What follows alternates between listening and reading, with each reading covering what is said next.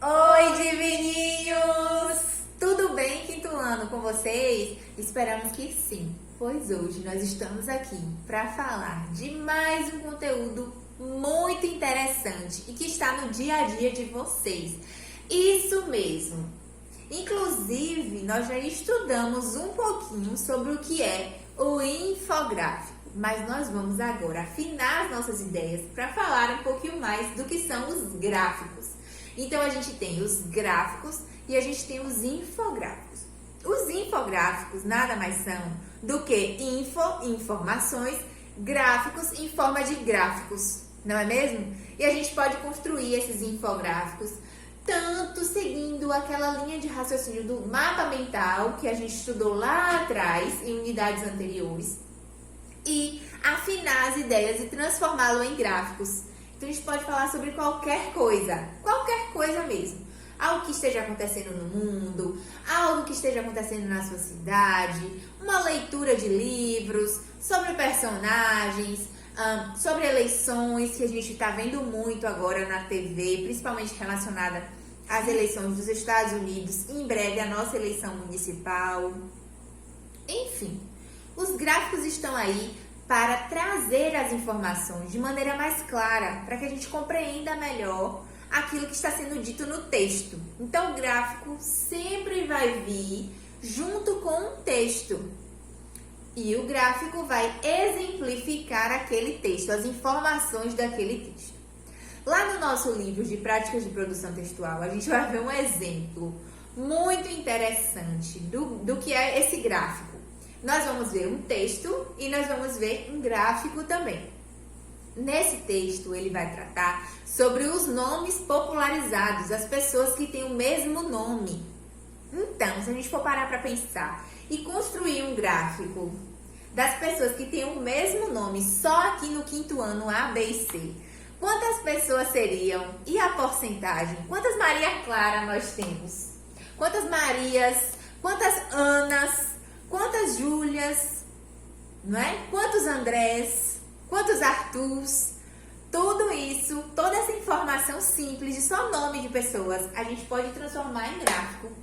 Então, se a gente parar para pensar, nós vamos ter quantas Anas no quinto ano? Ah, nós vamos ter 3, juntando os quinto anos. Aí a gente passa para o gráfico.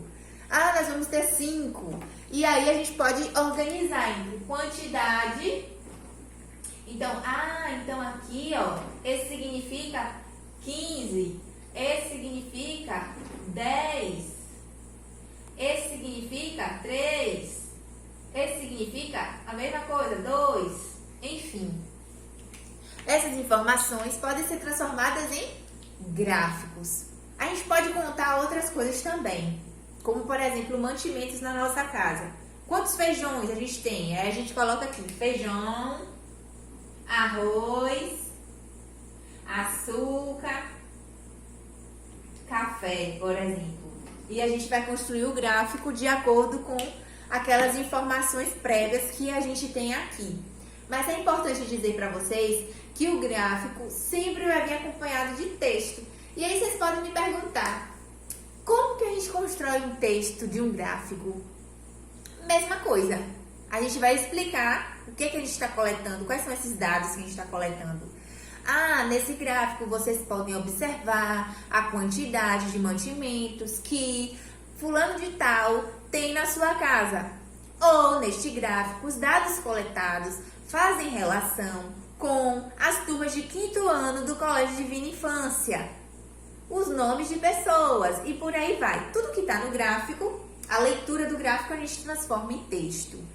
E para a gente transformar em texto, a gente precisa se atentar às questões gramaticais, galera. Não podemos nunca nos desalinhar. O texto sempre está alinhado com a gramática da língua portuguesa. E, galera, a gente não pode deixar de lembrar também que a gente também pode falar sobre emoções nesses gráficos. Sabia disso? Então, a gente vai poder falar sobre nojo, a gente vai poder falar sobre tristeza, ou tristeza não, medo, sobre raiva, sobre tristeza e sobre alegria. A gente pode construir um gráfico falando das emoções também, as emoções que são tão importantes no nosso dia a dia e principalmente agora, nesse momento pandêmico. Quais emoções estão mais presentes nos estudantes brasileiros no ensino remoto? Olha só, seria interessante a gente construir um gráfico sobre isso. Será que a gente vai construir junto na nossa aula online? Não sei. Fica aí esse questionamento no ar.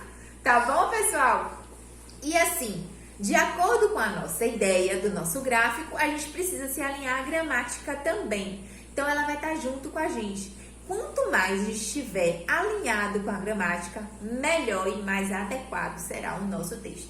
Não é isso mesmo, tia Amada? É sim, tia Ju. E aí a gente já vai lembrar de um recursozinho que é para poder evitar repetição.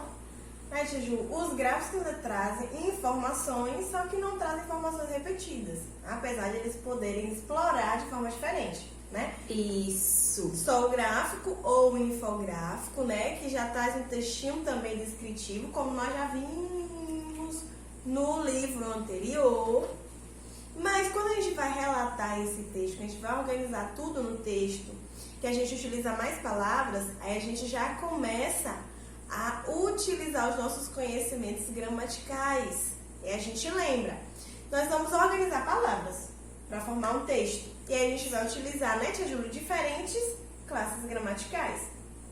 Uma delas que a gente pode utilizar para evitar a repetição, para não ficar o tempo todo falando a mesma coisa, Por exemplo, se a gente for construir esse gráfico, né, tia Ju, sobre as emoções, a gente vai ficar o tempo todo falando a emoção tristeza, a emoção alegria, a emoção... A gente pode substituir a emoção, a gente coloca sentimento ou a sensação, né, a impressão, o que se sente ou o que se percebe. Ou seja, são construções que a gente vai utilizar para substituir essa palavra, esse sentimento, beleza? E lembrando que a gente pode usar vários formatos de gráfico, né? Sim. Que aqui a gente trouxe um formato. Mas tem o formato de pizza, tem outros formatos de gráfico também que a gente pode usar. E vocês vão conferir no material didático, tá bom? Isso mesmo. E quando a gente vai transformar essa ideia, seja de gráfico de pizza ou de barra, como que a gente trouxe, né, tia Ju? Ou o gráficozinho que traz aquele desenhozinho, né, com as linhas subindo e descendo, que são um pouquinho mais confusos, a gente precisa utilizar um recurso para evitar, tomando posse da classe gramatical chamada de pronomes. A gente ativa um conhecimento da série passada, né? Nós vimos no ano passado e também nas séries anteriores que existe uma coisinha chamada pronome que vai substituir alguns substantivos, né? Vimos, por exemplo, que os pronomes eles assumem o lugar das pessoas do discurso, lembra? Aquelas do singular e do plural. Eu, tu, ele, nós, vós e eles. Ou você e vocês, né? Que nós utilizamos pouco tu e o vós. Então, essas palavrinhas, elas vão substituir o nome da pessoa que está fazendo a ação, né? Ou uma pessoa que está ali no momento sofrendo alguma coisa. Exemplo, nós temos aqui, Ana está feliz. Se eu não quiser repetir Ana, ou se eu não quiser mencionar, já tiver comentado da pessoa, eu posso simplesmente usar o ela, né? Que é a terceira pessoa do discurso, né? Tem o eu, tu ou você, o ele e o ela, a terceira do singular. A gente já sabe que a gente está conversando sobre uma terceira pessoa, né? Por isso eu estou conversando de Ana. Eu poderia conversar sobre João, sobre Antônio, sobre o quarto ano, né, Ju? Que já indica um grupo, tá? Então, nós temos esses pronomes que assumem o lugar de pessoa do discurso, que substitui a pessoa de quem a gente está falando ou com quem a gente está falando, beleza? Além dessa pessoa do discurso, nós temos outras formas de utilizar também, de nos referir às pessoas ou a se referir a nós mesmos, a nos referir a nós mesmos. Exemplo, nós temos aqui, Joana me contou todo o seu segredo. Eu poderia ter dito também, escrito, Joana contou todo o seu segredo a mim ou para mim. Esse mim e esse me são pronomes também, que substitui eu. Eu não iria colocar aqui, Joana contou o segredo para Radassa. Se eu sou Radassa e eu estou falando, eu não preciso colocar o meu nome no ar. Eu simplesmente vou fazer referência e indicar que foi para mim, pra eu mesma, que contei. Eu poderia falar, me referir a Juliana e contar. Joana contou todo o seu segredo a ela ou para ela. Que aí eu já assumo, né, o ela, substituindo essa pessoa do discurso. Então, o que é esse pronome e como é que a gente utiliza? O pronomes ou os pronomes são palavras que acompanham ou substituem o nome ou o substantivo. Exemplo, aqui, Joana me contou. Ó, tá pertinho de Joana, tá indicando o que foi que Joana fez. Tá ali acompanhando. Ou tá substituindo, né? Mas aí eu já tenho que saber sobre quem eu estou falando. Então, no exemplo de construir um texto, né? Eu já falei que a gente pode utilizar palavras sinônimas, mas a gente pode usar os pronomes também, né? Se eu estiver comentando, o amor e a alegria são sentimentos muito, muito positivos. Eles fazem parte da nossa vida. Ó, o eles apareceu aí e a gente já sabe que ele se refere aos sentimentos que já foram comentados, o amor e a alegria. Nesse caso, o pronome ele foi usado para substituir esses dois termos. Então, nós vamos ter os pronomes que substituem e que acompanham. Eles podem ser os pronomes pessoais do caso reto, que vocês vão ver lá as pessoas do discurso, ou os pronomes pessoais do caso oblíquo, que são aqueles que acompanham, estão ali pertinho, ou que vão substituir esse substantivo, né, essa palavra de que a gente está falando, no meio da frase. Então, me, se, contigo, comigo, mim, né, contou para mim, me contou, tá? Eles vão estar ali, são pronomes e vão estar sempre nessa função. Então, se eu não quiser repetir, eu posso, além de usar as palavras sinônimas, né, que tem o mesmo significado, um significado muito parecido, a gente pode usar o pronome, né, Tia Ju?